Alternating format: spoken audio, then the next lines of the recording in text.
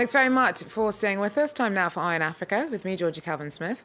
Tonight, Nigeria plans on investing tens of billions of dollars into settling the tensions in the Niger Delta that have led to years of attacks on oil facilities, destabilising the country's earnings from its top national resource. Also, public solidarity with victims in Cameroon is still gathering momentum across the country, a week after hundreds were hurt and 79 killed in a train derailment that shocked the country. Offers of food and blood pour into hospitals. And bigger is beautiful. We head to Lagos for the opening of Fashion Week to take a look at the curvier creatures decked out in the latest creations, tempting Africa's fashion-forward set. Staying with African opulence, we also talk about the continent's growing share of the international luxury market. But first, Nigeria is hoping to plough $10 billion into ending an insurgency in its oil-producing region. Attacks on facilities in the Niger Delta have reduced crude output by a third this year. That's fed into financial troubles that saw Nigeria lose its place as the continent's top economy back in August. Militants have been fighting for a greater local share in the oil wealth. Earlier this week, a 3-month ceasefire was broken when a Chevron export pipeline was bombed. President Buhari wants to end the sabotage and violence undermining the country's top resource. Our Chika Odoa joined us now with more from Abuja. Chika, so Buhari's meeting Niger Delta community leaders next week. There's been a lot of bad blood for a long time. Is this plan for a huge financial outlay for infrastructure likely to go far? Well, we certainly hope so. This is a huge financial investment. But honestly, the violence in the Niger Delta will continue unless the people in the Niger Delta continue to feel disempowered, continue to feel marginalized. They have been crying for more than 30 years for more infrastructure. So if this investment does bring infrastructure, does bring empowerment, then yes, we will see peace in this region. So we're definitely hoping for the best, and we'll wait to see what happens next week when the president meets with the Niger Delta leaders. And what about the oil companies' role in all of this? The oil companies have all pledged that they will take a bigger social responsibility, including things like building schools, giving jobs, employment to the youth, the millions of youth in the Niger Delta who are unemployed. So they do say that they're on board. Not only that, but to also clean up the environmental damage due to years of oil spillage. So many of them, of these international companies, are on board to actually help to actually empower the people of the Niger Delta region. Well, we hope they deliver on that. Thanks very much. Chika Odoa there for us in Abuja. Well, communities in Cameroon have been rallying around those injured in last week's train derailment near Aseka station. 79 were killed, over 400 hurt. Our correspondents say that offers of blood, support and supplies have been pouring into hospitals where survivors are being treated. Hundreds of bottles of water, milk, sardines, soap, all gifts for those wounded in the deadly train accident. Public solidarity with victims is still gathering momentum across Cameroon. We have come today to help the people that are victims of the accident that happened last week in Ezeka. So we have them in halls, hospital halls here, in different wards.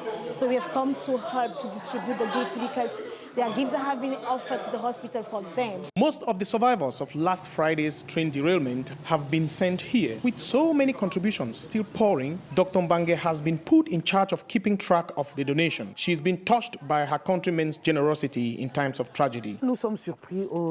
Our hospital has been pleasantly surprised. We thought we'd only have 3 boxes of soap, but the crowd of donors was huge. Everyone wanted to give something to the hospital. Here, as you can see, we have tons of stuff, but everyone wanted to give. Inside the emergency center, 31 wounded are still under observation. Patients whose recovery is being helped by the kindness of strangers. These last few days, we have received gifts from all over Cameroon. It's important for people like us who are suffering. And it's in stark contrast with the absence of the authorities, the political authorities. Outside the hospital, the parade of well-wishers continues 6 days after the wreck that sent a nation into mourning. The man was shot dead outside the US Embassy in Nairobi on Thursday after he stabbed a policeman guarding the perimeter wall. Authorities say that the gunman was a 24-year-old Kenyan from the region of Wajir near Somalia. It's still not clear why he targeted the embassy. Police are looking into whether he had any accomplices. A 60-day dusk till dawn curfew has been brought in the northeastern Kenyan town of Mandera. It's in response to the killing of 12 people in an attack on a local hotel earlier this week.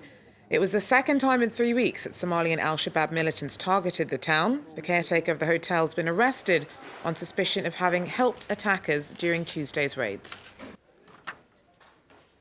Well, models at the opening of Lagos Fashion Week brought a little something extra this week. Turning their back on the traditional catwalk shape, several designers chose to use curvier models to showcase the best of African style. Organisers say that it's a reminder that beauty of all sizes must be publicly celebrated. Karl Lagerfeld once said that no one wants to see curvy women on the catwalk. He was proved wrong in Lagos at the Fashion Design Week. 5 designers showcased their collections, celebrating all things curvy. Backstage, designers and models hope that mentalities are changing. Curvy movement is it's more like an empowerment message, where we basically tell women that yes, you're beautiful regardless of what size you are, and for people to accept them that way. Big is beautiful, and it's not really nice that skinny is a representation of beautiful. I mean, beautiful means many things. It comes in different sizes, so it's a big opportunity, and I think it's really exciting that plus size people are given an opportunity to represent beauty on the stage. Plus size has become a booming business, not only in the West but also in Africa. Studies show that waistlines are increasing on the continent. Overall, Africa's fashion industry is valued at $31 billion. But that's still only a small portion of the global market, which is worth $1.5 trillion. Well, as Africa's middle class grows, so does its appeal to those selling luxury goods. It's long been the smallest region for the industry, but it's an expanding market. The wealth of the continent's estimated 160,000 millionaires comes in at over $700 billion. Affluent Africans have traditionally traveled to Europe to shop, but that is changing. This week, Paris hosted the first international conference on the luxury industry in Africa. Its organizer, Coralie Omba, earlier told me more about the big spenders she represents. African luxury consumer have a global mind and at the same time very close to the tradition and African culture. And I think this beautiful mix and heritage, the luxury brand need to understand that to approach this client. So that's why I organized this conference Tuesday. So what are Africa's ultra-rich buying? What do they want to spend their money on? Timepiece, private jet, and house in London, Geneva, or Paris.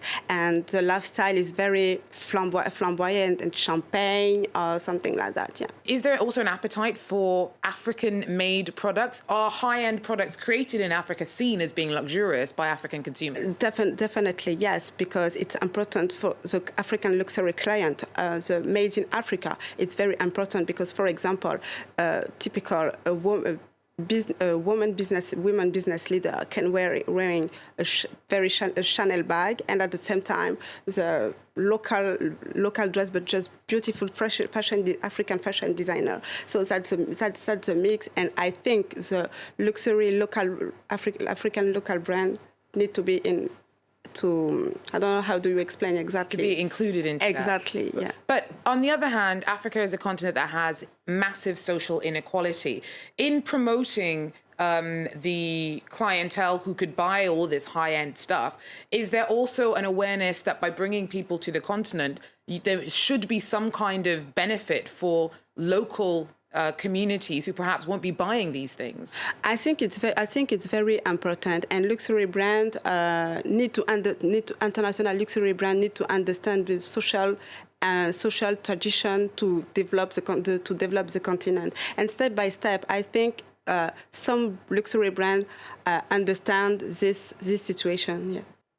Carly Ombe there with me a little earlier on. Well, that is it for Eye on Africa for now. Thanks very much for watching. Please do so again if you can. Take care.